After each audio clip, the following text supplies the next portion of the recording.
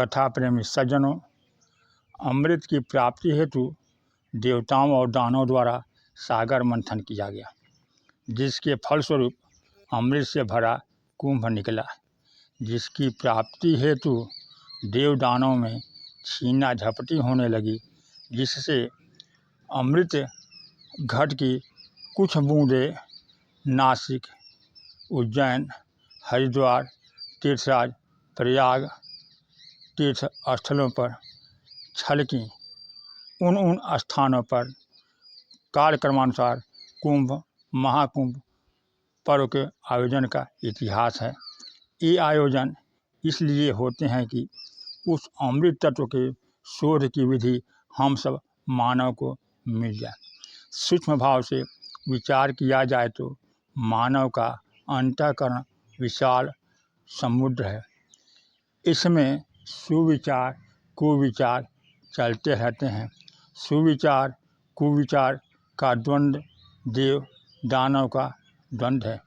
सुविचार आत्मबोध आत्मज्ञान चाहता है, कुविचार सांसारिक वस्तुओं को आकृष्ट होकर के इंद्रिय सुख की ओर चलता रहता है, जिस कारण से नश्वर को ही देखता है और पुनरपि जन्म पुनरपि मरणम, बार बार जन्म लेने बार बार मरने हेतु बांधता रहता है। श्रीमद् भगवद गीता में भगवान श्री कृष्ण कहते हैं कि ममैवांशो जीवलोके जीवभूता सनातन। इस देह में जीव बना हुआ आत्मा मेरा ही सनातन अंश है। प्रकृति के गुणों के कारण आकर्षित होता है, जन्म मरण के बंधन में बंधता रहता है और वो हमसे सदा के लिए अलग होता रहता है। मन सांसारिक वस्तुओं की ओर दौड़ता है, इंद्रिय सुख के लिए नश्वर साधनों को जुटाता है, बार बार जन्म मरण के बंधन में बांधता रहता है। सुविचार आत्म तत्व आत्मज्ञान आत्मबोध चाहती है। इसलिए श्रीमद् भगवद गीता में भगवान श्री कृष्ण कहते हैं कि जैसा जो सोचता है वैसा ही करता है, इसलिए अच्छी सोच वाले मुझको प्राप्त होते हैं और कुविचार वाले बार बार जन्म मरण के बंधन में बांधते हैं। गीता में स्पष्ट रूप से भगवान कृष्ण कहते हैं कि मामुपेत्य पुनर्जन्म दुःखालयं शाश्वतम नाशनुवन्तु महात्मानः संसिद्धिं परमां गताः। अर्जुन, मुझे प्राप्त होकर पुरुष क्षणभंगुर दुखों की खान पुनर्जन्म को नहीं प्राप्त होता है, बल्कि वह पुरुष मुझे प्राप्त होता है। जो पुनर्जन्म में आता है वह दुखों की खान है। केवल मुझे प्राप्त होकर उसका पुनर्जन्म नहीं होता, बल्कि स्थानम प्राप्स्यसि शाश्वतम, वह शाश्वत सदा रहने वाला स्थान परम धाम को पा जाता है। अब देखना है कि पुनर्जन्म में आता कौन कौन है।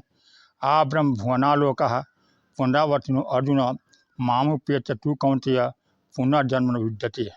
अर्जुन, ब्रह्मा से लेकर 14 भुवन चराचर जगत पुनरावर्ती स्वभाव वाला है, किंतु मुझे प्राप्त होने वाला पुरुष पुनर्जन्म को प्राप्त न होकर शाश्वत धाम को पा लेता है।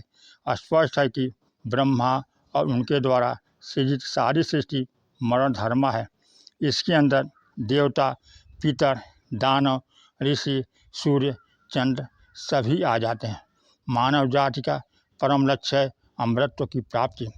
इस अमृतत्व की प्राप्ति हेतु गोस्वामी तुलसीदास जी श्री रामचरितमानस में कहते हैं कि माघ मकरगत रवि जब होई, माघ मास में मकर राशि पर जब सूर्य की किरणें संक्रमित होती हैं तो तीर्थराज प्रयाग में देवता दानव किन्नर और विभिन्न प्रकार के मनुष्य आते हैं।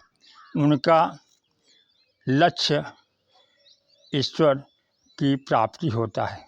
जब मकर राशि पर सूर्य की किरणें संक्रमित होती हैं, वृक्ष राशि पर गुरु संक्रमित रहते हैं, उस समय तीर्थराज प्रयाग में महाकुंभ पर्व का आयोजन होता है।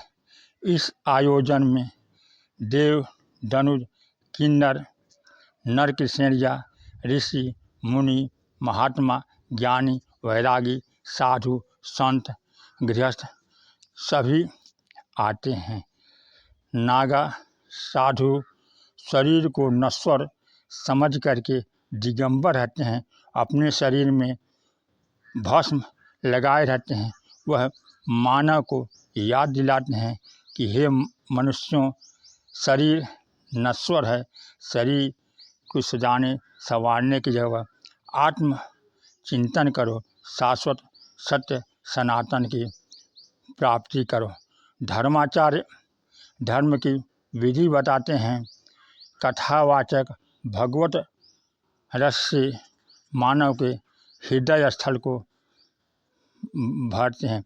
ये सभी संदेश परमात्मा की प्राप्ति के लिए देते हैं। नागा साधु, साधु संत, वैरागी, सिद्ध महापुरुष त्रिवेणी में शाही स्नान कर लेते हैं। उनके भस्म विभूति के द्वारा गंगा त्रिवेणी का जल अपने को धन्य हो जाता है और गृहस्थ जब उसमें स्नान करते हैं तो सादर मज्जन पान किए थे, मिटहि पाप परिताप किए थे। सादर पूर्वक स्नान करने से, आचमन करने से मनुष्यों का पाप और हृदय का संताप नष्ट हो जाता है। और तीर्थराज प्रयाग में जितने साधु संघ आए हैं, उनका दर्शन करने से मनुष्यों के अंदर सकारात्मक ऊर्जा आती है। वह ऊर्जा परमात्मा से मिलाने का अनमोल कार्य करती है, जिससे मानव का कल्याण होता है। महापर्व महाकुंभ के आयोजन का यही रहस्य है।